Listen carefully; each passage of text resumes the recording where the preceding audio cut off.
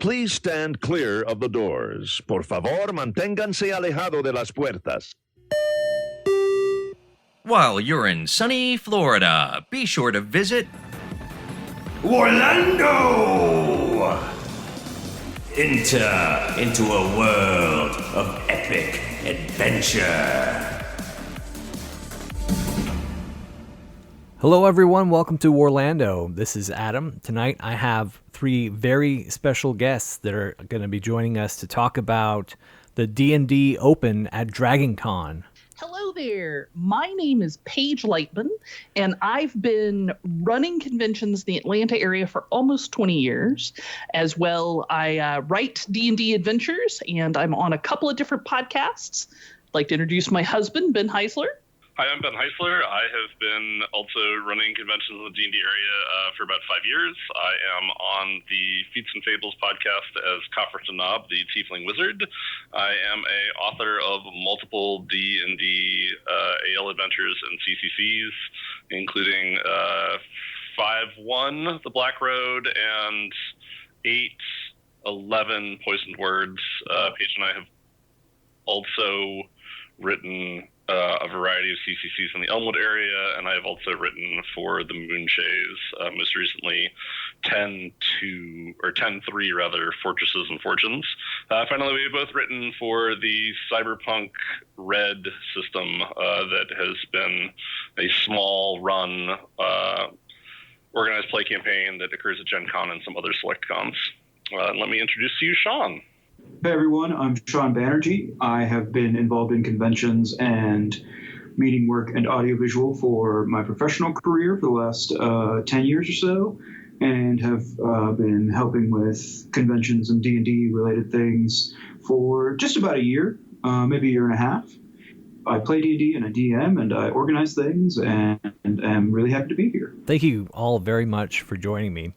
We are primarily a Warhammer podcast. That's been our main focus, but we are all Dungeons and Dragons players. We are Adventurers League novices, even though we've been playing D&D for a long time. But I've personally been to the D&D Open 2 years in a row now, and absolutely loved it. And now we've recruited a fourth member to come with us this year, so we're all of our WARlando group will be represented with you guys this year. Can you tell us a little bit about what's going to be happening at the Open? Well, first, I want to thank you for coming for 2 years and for recruiting a fourth to join. It's super awesome to see the same group coming to Dragoncon, same groups coming to Dragoncon every year, especially for our special events. This year, we have 3 special events.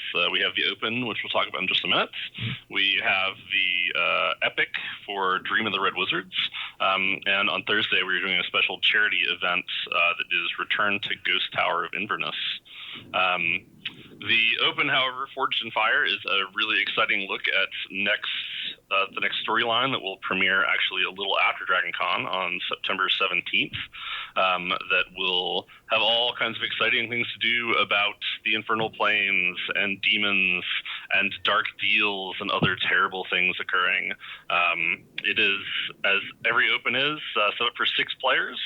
And each of the characters has exciting and mysterious things going on with them. And it wouldn't be an Open without some exciting and non-specific D&D related skills. We've had previous Opens where we've had some arrow shooting and some other things like telling the shape of things in a bag or stacking dice back when we were in Schultz. I failed at the dice stacking when I was there. Well, everybody needs to figure out what they're good at. I have a story to tell on Ben. He actually won the game where you had to feel wooden letters in a bag and come up with the word at Origins for the Lost Temples of Lake Gluo, which was the Open set in Schultz. Oh, that's great. Congratulations. Yep.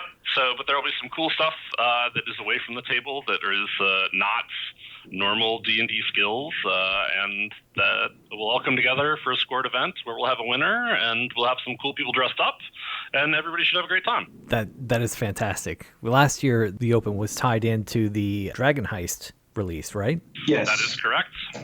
Yeah, that was a lot of fun. I loved you all had your Waterdeep town guard that were going around, and if DM caught someone doing something, you would call the guards.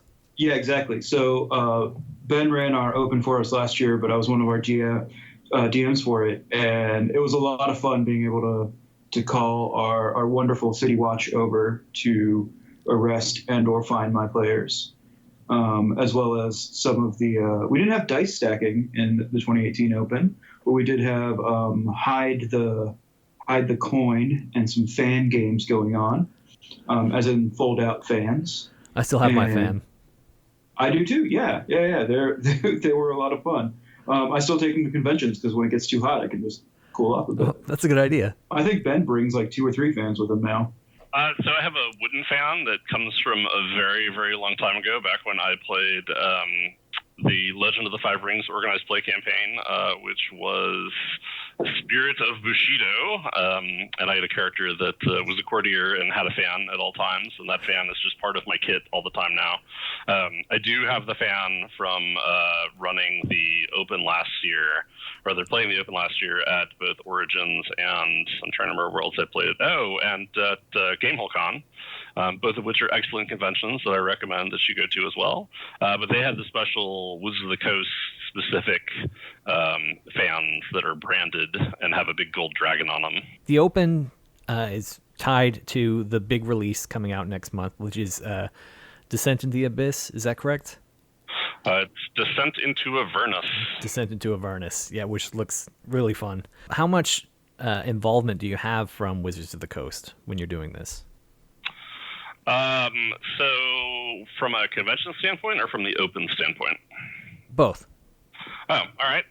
So from the Open standpoint, I'll talk about that, and then I'll let someone else take over about from a convention standpoint as for how Wizards supports us with cool stuff. So just like last year's Open introduced you to a lot of the themes and some of the key story points about Dragon Heist. This one will get into some of the key themes, introduce some NPCs that hopefully, because I haven't seen the book, I was not on the playtest group for Descent into Avernus, but hopefully we'll introduce some themes and characters and important stuff that you can learn about from there and just kind of whet your appetite for going headfirst into hell. Nice. So in the past, we have been extraordinarily fortunate to work with Wizards of the Coast. And by that, I mean with the Adventurers League admins. And they have supported us in the last few years with boatloads of books that we can give to our DMs, as well as things like the ability to run special content like the Open, like the Ghost Tower of Inverness. They've also gotten us premier adventures, so Dragoncon would be the first place that you could play certain content, which is always great. Plus, they have been very generous with allowing us to create CCCs or convention-created content, which are special Adventures League legal adventures that are written specifically for Dragoncon. In the future, we hope to have more CCC events. We're still working out what kind of stuff we're getting from Wizards of the Coast this year. That's in flux, so I don't want to speak out of turn. The challenge with running a convention like Dragoncon is that housing is super, super expensive at Dragoncon. Yeah. And it really egregiously so, like compared to Gen Con, compared to Origins, compared to GameholeCon, it's really crazy expensive. And because of that, Dragoncon simply cannot provide rooms for our DMs like Origins and Gen Con and GameholeCon can. So one of the ways that we can incentivize DMs to come and work for us for a lot of hours is because Wizards of the Coast has so very generously given us a whole bunch of books in the past. That is a great incentive. And then I also wanted to add, though it's not from a Wizards of the Coast benefit standpoint, all of the authors that we have for these special adventures have been really great at responding to questions. Usually when items like the Open and the Epic and things like that are released, there's not a time for revisions and things like that from one con to another. But I just want to especially shout out to James Stricasso and Sean Merwin, who are two of the three writers for this year's Open, Forged in Fire, who have been really great at responding to messages to clarify things. And then also Amy Zura has been working closely with us as far as the Epic, and Elisa Teague has been great about answering questions for Ghost Tower. So just the support that we get from the community is great, and we're really thankful for it. I'm just overwhelmed by seeing how much love Dungeons and Dragons gets right now, and it seems like the community is just incredible. Have you seen a big broadening of the horizons recently? I mean, as far as you playing in the convention, how much has it grown over the last few years? So when we started Dragoncon 5 years ago, it was about 700 people, 500 people. I think in total, maybe. Yeah, 500 to 700 people would be butts and seats. Might be the same people coming back 3 times, but 500 to 700 butts and seats. And this last year, it was between 2,000 and 3,000 butts and seats. Wow. Yeah. So we went from a team of like 20 or 30 DMs to a team of, Shawn, what do we have for DMs right now? 100-ish? As you said that, I pulled up our number, which I am scrolling, 154. Wow, 150. So that's our biggest DM staff yet since we took it over. That's just incredible.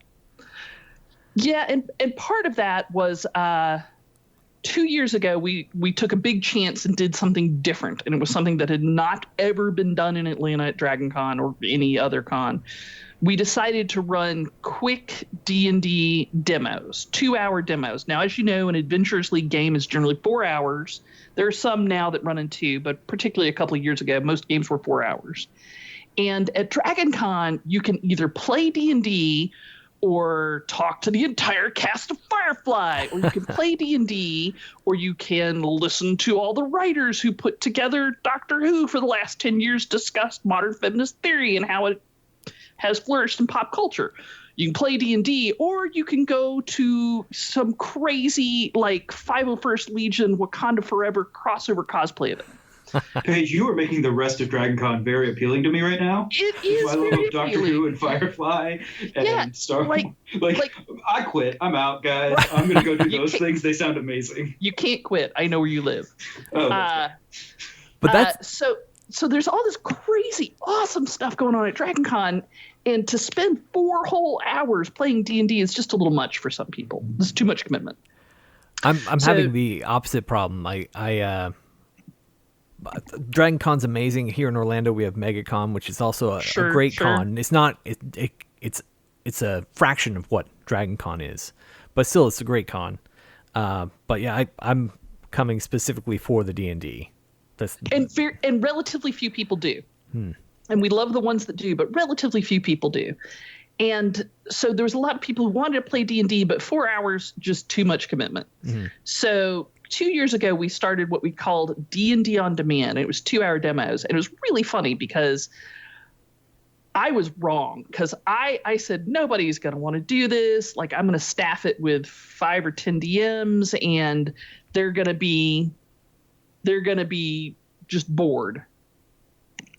And I remember you were there, like, I'm going to do a sandwich board and walk outside, and I'm going to hand out a bunch of free tickets, and we're going to get the dregs, and nobody's going to show up other than these people with these free tickets, and we're just going to lose money on this left and right. Yeah, like, there's a famous picture of me wearing the sandwich board that says 2-hour D&D demos and walking around in it. And I'm like, literally, I'm not going to be able to pay people to come down here and just screw around in D&D for 2 hours. And the Friday, not many people showed up. But Friday night, it was full. And I'm like, okay, yeah, sure. That's interesting. Saturday morning, it was pretty full. And then Saturday afternoon, it looked like free iPhone day at the Apple store. Like, it was crazy. There were people were lined up around, and there was not nearly enough DMs. Like, we were press ganging people in the hallways to DM. Like, there was this poor guy named Jason Ralston who was like, oh, I came down from New Jersey to go to Dragoncon, but I guess I could DM if you want to. Excellent. Get in here, Bubba. We got your tickets. We're ready to go. And it really took off. And so last year we expanded the program, and this year we actually expanded the program again to the point where trying to get enough DMs to do up to 15 or so tables of it at a time for large portions of Saturday and Sunday. And I saw on Twitter that you were still looking for Dungeon Masters. Is that true? Yes, for the 2-hour games in particular. Mm-hmm. And the thing is, people love it. Like there's two big groups of people, and this is not a scientific study, but this is just talking to people in line. But the two main groups of people we see are folks who are like, yeah, I'm 50 years old and my kids are in their teens and we're at Dragoncon and I haven't played D&D since 2nd edition and I just wanted to check in and see what the game is like. Is it still fun? I'm like, oh, dude, the last time you played was 2nd edition. We've just got edition 2.5 out now. They call it 5, but it's really 2.5 and it's amazing. Come play. And then the other group is kind of a younger demographic that are like, yeah, we love Critical Role, but we've never played D&D. We wanted to try it out. I'm like, come on. So this is the golden age of D&D. It really is. It's amazing. It's such an amazing time. But you mentioning about how much is actually going on at Dragoncon, it does seem like some of your Dungeon Masters do sacrifice a lot to commit that time. Do you have like any kind of system you work out to swing each other out so that people can get to the panels they want to see? So each of our Dungeon Masters is given the opportunity to create their own schedule. So as we get ready for DragonCon, and myself, Ben, Paige, the rest of the organizing team, we all have the opportunity to create our own schedule as well. So I can take a look at the DragonCon schedule, and I know that I want to go to that Doctor Who writers feminist panel that Paige mentioned, and I know that that's Saturday at 2:00, and I just make sure I don't schedule myself to DM or HQ anything during that time, right? Mm-hmm. It's one of the reasons we reach out so early to all of our DMs and give them a chance to really start building things and adjusting things. And then once we get into August and pre-reg tickets go on sale, we start adjusting things and whatnot. But nobody's like press ganged into DMing things during a specific time slot if that's not when they're available, except for that one guy that Paige kidnapped 2 years ago. So you mentioned that there was other than the open, there was also an epic going on. What is that? I have not talked in a while. So the epic is a special multi-table event that is going to be the first epic of the Dream of the Red Wizard storyline. And so there are, somebody correct me if I'm wrong, but there's 2 adventures that happen before it and one happens after it. So there's a narrative through as to what's going on and how it makes sense for the story and all that stuff. And so it is for Tier 2 and Tier 3. And so it is Amy Zura's epic. And she's in control of it. She wants me to play it, so I have not read hardly anything about it. I have prepared the files for print because that's part of my job, and I have made sure that we have people all set up to run it. But I know very little about it because I'm super excited to play it. That's awesome. Yep. Amy Zura and James Intricasso both wrote it, and we're really lucky to have Amy coming down to help us run it. It was run, I believe, twice, if not more, at Gen Con. And again, going back to how much the AL admins support us, Claire, one of the resource managers for Adventurers League, was adminning it there and sent us some notes and stuff. So it's really great to be part of this kind of greater community that we can all kind of learn from each other as we go. We haven't said the name because I have tried to block it out of my brain. It is called Assault on Myth Nantar, and is the first Dreams of the Red Wizards epic. I've been browsing the list of the all the different sessions that are available. I saw one that was called the Experience Track. What is that? Yeah, so Experience Track is one of the cool things that we're able to offer again, because of the growth, and I'm going to say because of how much work Ben and Paige have put in the last 5 years, and the amazing growth that we've been able to have at Dragoncon with our AL room. We actually have room enough now to cordon off a little section and offer 5 tables of experience track AL, which comes down to this: it's a set of adventures chosen by the specific DM. If you're looking at the DragonCon gaming website, you'll see that there's 5 different experience tracks. Each has a pair of initials after it. Mm-hmm. So those are our 5 different experience track DMs. Each one of them chooses the adventures they're passionate about running. They create like a through line, and then once you buy a single ticket to that, you're locked into all 5 sessions, and with the same players and the same DM in a quieter room with a little bit more of a VIP experience.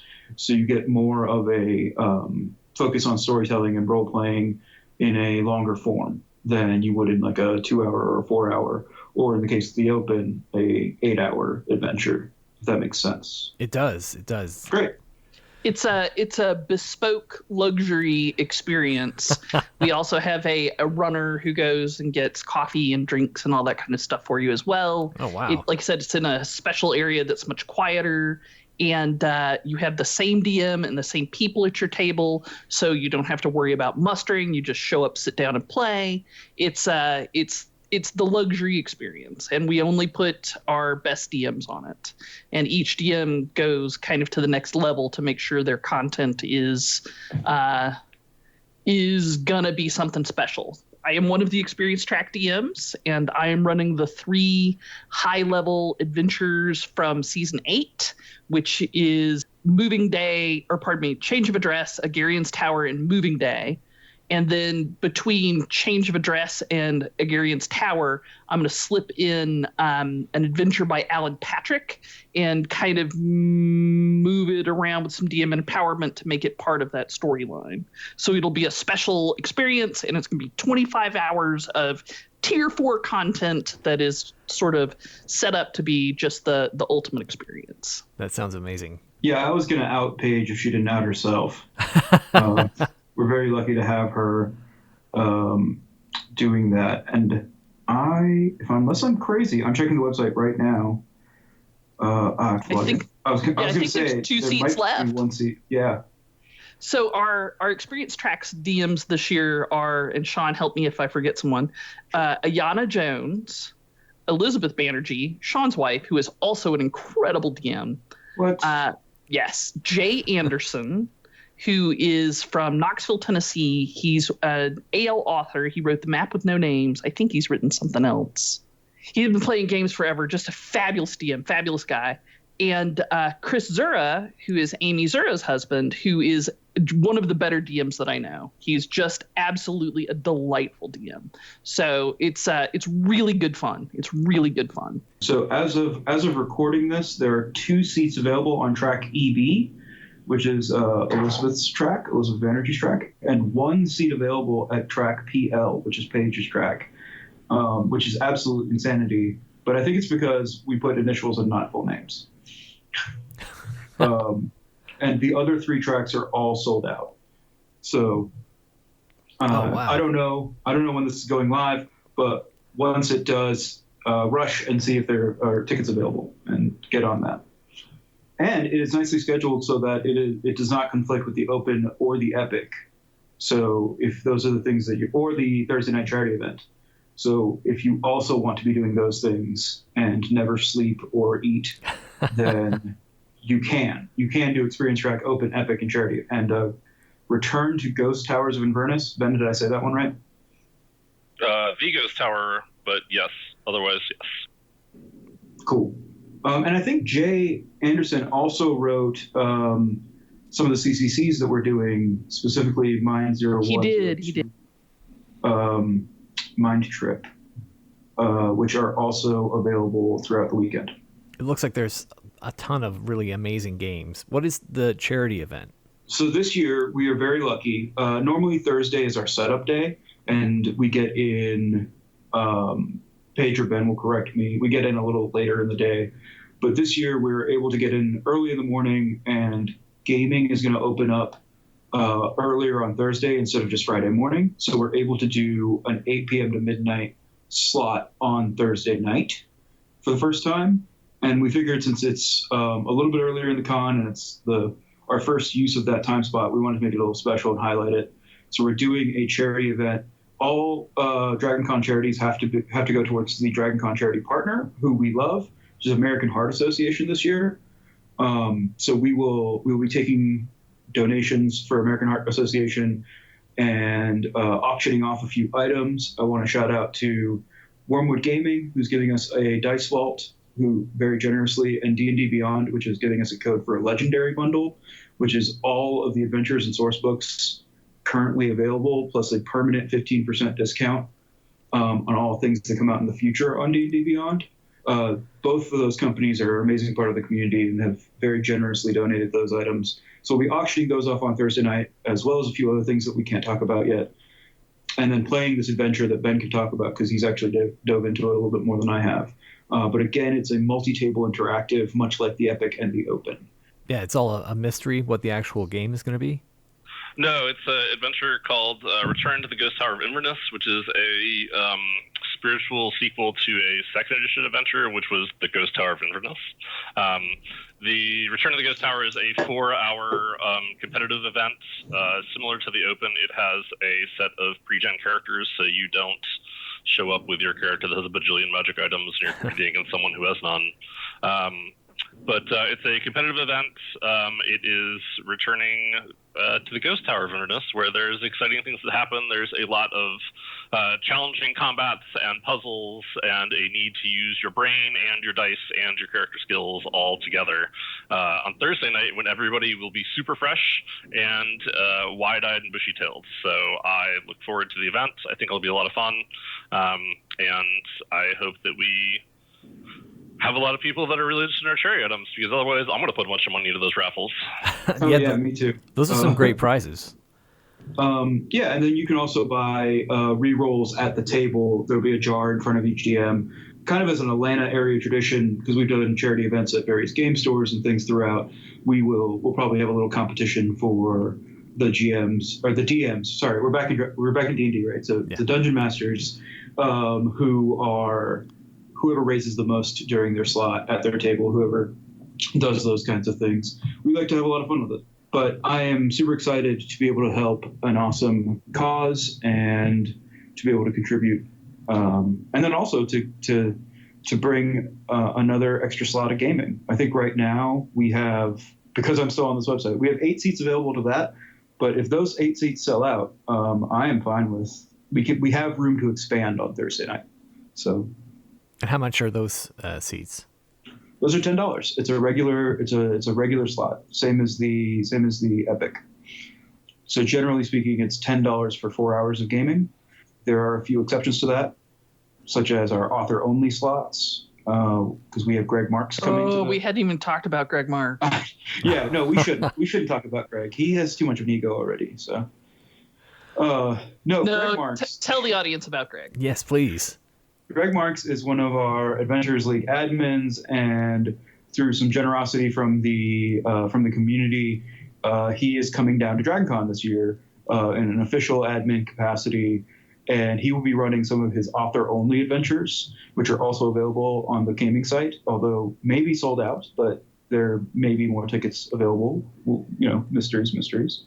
So that's a little bit more of a premium seat. That's a $20 4-hour slot, and he's running his author-only trilogy twice, once at Tier 2, once at Tier 3 throughout the weekend. And an author-only is an adventure that only the author can run. Wow, I sounded like an idiot saying that. No, I was going to ask. I thought, you have to be an author to play? No. So the admins, because they are admins, have the ability to write these adventures that maybe break their own rules a little bit, that are a little bit more strange and fun, but they're the only ones that are allowed to run them, because the way the rewards and everything works is very specific. So they have to control them a little bit. And then eventually, sometimes they get cleaned up and published. I was privileged enough to play it at author only back at Save versus Hunger with Claire, and it was a lot of fun. And we're very excited to have Greg coming down and running 6 slots for us, which is super amazing. I think he's starting on Friday night and going all the way through Monday. Wow. But yeah, as of right now on the website, those are sold out. But I may know a person on the inside that may have an idea that more tickets might be released. Oh, that's good to know. Yeah.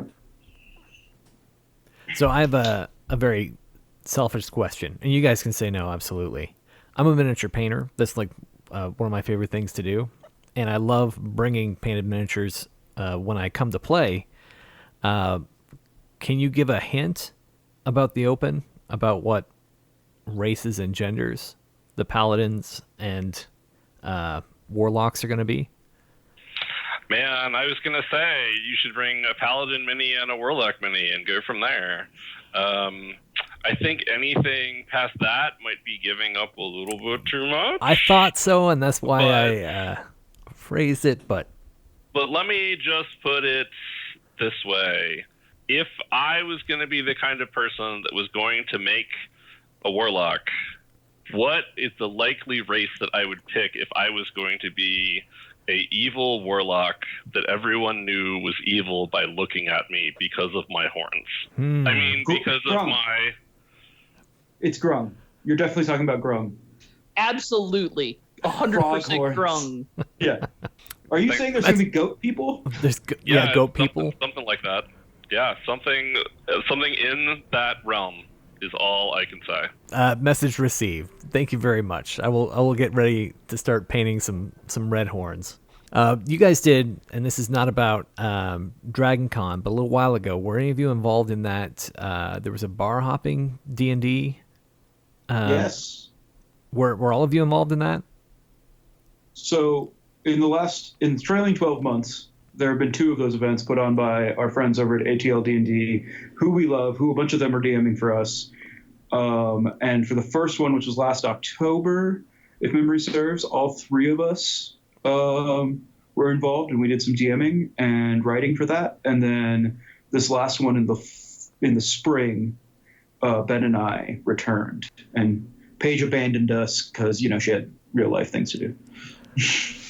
Yes, I was on sick leave, but the ATL D&D folks are amazing. They run fabulous events, and the Atlanta D&D bar crawl is worth driving up from Florida for. It is so much fun. I had a friend that was in there, Matt, and he loved it, and he was posting me regular updates while he was playing. It sounded like it was absolutely amazing, so I'm going to make sure I make it up there for the next one. I will say that on the writing and GMing side, they're a lot of fun.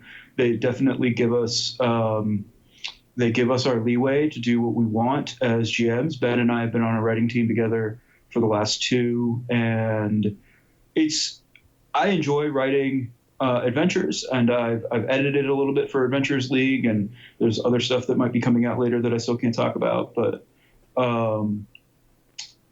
it is really fun to just be writing for a one-shot, again, kind of that author-only concept where I know that I'm going to be in control and going to be able to mess with people on these one-shot characters, and also planning for the idea that we're starting at whatever 10 a.m. and everyone's going to be maybe 1 drink in at 10 a.m. That sounds right. Right. Yeah, and then by like 6 to 7 when we wrap up, like I have to remember that the end of this has to be okay for people who've been in a bar crawl all day, and they're on the like 6th or 7th bar. But adjustments need to be made, Adam. But yeah, no, those are a lot of fun, and we really enjoy doing them. Or I really enjoy doing them. I will not speak for Ben and Paige. So they're wonderful, and one reason why they're wonderful is because I love Adventurers League. Ben and I have done a lot of writing for Adventurers League. We love Adventurers League, and it's so nice to write stuff that's not Adventurers League sometimes. That's great. Take all the rules and throw them away. What advice do you have for people that are coming up there to play D&D? Before they get to you, what are the things you wish people would know? I mean, Paige has some bottled advice that I hear every year that is always great. So my biggest thing is time is a thing, and time at Dragoncon doubly so. If you're gonna play, don't be late. Be 10 minutes early. I thought you were going to do the showers and meals and hours of sleep thing. Shower, Ben, would you eat, Yeah. So it's the 6-2-1 rule. Yeah. There it is. Yeah. 6-2-1. 6 showers. 6 showers, 1 hour of sleep, and 2 meals. That's right, Paige? Yeah, that sounds right. Yep. 6 hours of sleep, 2 meals, and 1 shower. Is that right, Paige? Yeah. Every day. Every day. My big advice for people coming to Dragoncon in general is that Dragoncon, I think last year we got like somewhere between 80 and 90,000 people, right? For the Dragoncon as a whole, not like going outside of our Adventurers League campaign RPG bubble. The Dragoncon is a city that moves into like a 3-block radius of downtown Atlanta. And much like living in any city on any particular night, you're going to have fun, but you're going to be missing at least a dozen other things. And that's totally okay. My advice to my friends who come down here or come up here from various places out of town is to relax, enjoy yourself, and do not stress about your FOMO. Like, FOMO's got to be left at the door, otherwise you're going to go insane. Don't worry about missing out. When I went up last year, I had the app, and I started just clicking on things that I wanted, that sounded interesting, and putting it in my calendar, and then realizing I was like 5 deep at a time for every hour of all the different things that were happening at the same time. There's so much going on there. There's no way to not miss out on something. Oh yeah, definitely. I mean, I'm a huge Firefly fan and Doctor Who fan, which we joked about earlier. And the Brit track at Dragoncon does great things with Doctor Who and various other like British TV shows, all of which I love. And I have a friend who goes to like everything. He's a Brit track like aficionado. They know him over there. And I also love Adventurers League and D&D. And it always tears my heart a little bit that I'm missing out on like meeting Matt Smith, or I think David Tennant's coming this year. And as much as I would love to meet David Tennant, I don't have, for myself, I'm not prioritizing standing for like 6 hours in a line to meet the guy. But everybody's got to make that choice for themselves, and that's just part of the deal. The other advice I would give to people coming specifically to D&D, I mean, you had mentioned bringing minis and dice, is just watch your stuff. Again, it's a huge city of people crammed into a not very large area. And think about how much weight you're carrying around. Think about how much you're willing to part with those things if you were to forget them or something more malicious were to happen, which I don't know happens that often, but 2 years ago, on the last day, thankfully, I lost my pass. So you can't get in anywhere without that pass. Thankfully, it happened. The last thing on my list to do was to go back to the vendor floor. So losing the pass probably saved me a lot of money in the long run. But someone had actually found my pass in the street and taken it all the way back to the Lost and Found for me, and then tracked me down on Facebook. A complete stranger found me somehow on Facebook and got in touch with me and got the pass back to me, which was so. Yeah, there's that's very Dragoncon. That is very Dragoncon. That's a very Dragoncon moment, and I honestly love the community that Dragoncon has built. And to be a small subsection of that is really cool. What you guys have done, the last 2 years were amazing, and I just cannot wait for this year. Any advice you'd have? It seems like Atlanta has a really big, successful D&D presence, and I feel like Orlando's, when I go to just check out Adventurers League games, it seems like it's dwindled here a little bit. Any advice on for people here to try and rebuild it? I mean, the biggest thing about growing any community, at least in my experience, is to always be pushing, like always be reaching out to folks, always be posting on Facebook, on Twitter, on Reddit, on LinkedIn. Not LinkedIn, haha. I mean, maybe LinkedIn. Shit, why not? But I was going to say Instagram, things like that. Like Atlanta D&D has a huge presence on Instagram with taking pictures of and video of people having fun at tables and then being like, don't you want to do this? And people are like, yeah, I want to do that. That looks like fun. And then people show up. I mean, I'm sure there's more to it than that, but you know, it's being out there pushing, it's building the community, it's giving adventures to DMs, it's, you know, cultivating your DMs and making everyone feel welcome at the table and they're having fun, which I want to say we've done a really good job in Atlanta of making sure that we cultivate DMs and that we have a wide variety of people of all ages that are willing to tell stories and get in there and run adventures. And then also we've done a lot to make sure that we're cultivating a group of people that can feel that they can be their full authentic selves at any of our tables, and can explore and be genuine, whether they are a straight white dude or someone who is NB or trans or intersex or gay lesbian or is a minority. We all want to tell stories together and have fun together. And I think you build great communities by fostering that inclusive nature, by pounding the pavement, and by just making a good and fun place. Yeah, I will 100% co-sign that. As a pansexual NB myself, the love and support and openness that I found in the Atlanta community was definitely a reason to keep coming back. The other thing is that as a store organizer, I organize a weekly game night at a local store here, and do not try to do it alone.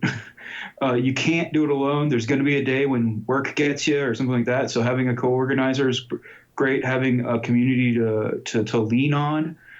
It's very easy to get into a mindset, and I've heard and seen it happen in other regions where my store is better than your store, or this group is better than that group. And Atlanta, I don't see that. Myself, Ben and Paige, Austin Carpenter, Mark Buffington, who is also on our Dragoncon team, Sam Shoup, Chris Holden, Jesper Mir, I'm forgetting people, but there's a ton of store organizers and game day organizers here in Atlanta, and we are all in the same group chat, and we're all supporting each other, and we're all learning from each other's mistakes, and we're right there with each other, which allows people, if you move from one side of Atlanta to the other, you've just moved an hour and a half away from your game store. But if your game store organizer goes, well, don't worry about it, you can go over to Mark's store, and his store does great things. It's on Wednesday instead of Tuesday. That kind of support, that kind of greater community has been key to keeping AL and D&D alive. And the other thing that I would say is that stay focused on fun. We all know that the Adventurers League and WotC are gonna hand down things from on high. And as much as I'm a huge fan of theirs, and as much as I'm a huge fan of the Season 8 rules, and I'm looking forward to the Season 9 rules, we know that causes strife now and again. And but if the local community is focused on fun and less focused on controversy and drama, I found that people will keep showing up to play. The average player doesn't really care if you're calling it XP or a milestone or an ACP or whatever. They care about sitting down and pretending to be a Grung Warlock. So, very well put. Yeah, and I want to definitely weigh in on that as well. We've all played really fun role-playing games with really terrible rules before. Mm-hmm. And it's not the rules that make the game fun. Like, it's necessary, I guess, but it's the people in the story that make it fun. And as long as the people in the story are good, rules will come and go. Very good advice, too. Yeah, the rule of cool. Isn't that what they sometimes call it? Oh, yeah. Always the rule of cool. The rule of cool and the rule of fun. Those two have got to be prevalent in every community and at every game store. And once you get that reputation out there that you're there to facilitate open, accepting, fun gaming, you're going to get people to show up regardless of what rule set you're using. Fantastic advice. You three have been amazing. Thank you very much for agreeing to come on to our show. Thank you very much for inviting us. We have thank you so much for coming up to Dragoncon. Oh, yes. Yeah. Truly my most literal pleasure. We have a tradition on the show that we go out with. What do the orcs say when they're going to war? 1, 2, 3. War!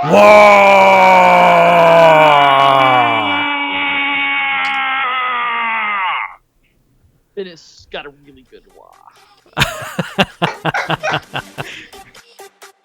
This has been an episode of WARlando. I am Adam. You can reach me as WARlando77 on Twitter or just WARlando on Instagram. You can reach Mark on Twitter and Instagram with the handle of WARlando Mark. You can reach Nicholas on Twitter and Instagram with the handle of WARlando Nick. Please leave comments. We'd love to hear your thoughts. If you want to support the show, go to the show notes and follow the link to Teespring and buy a t-shirt, or to Ko-Fi and buy us a coffee, or, better yet, buy us a beer. And thank you very much for listening.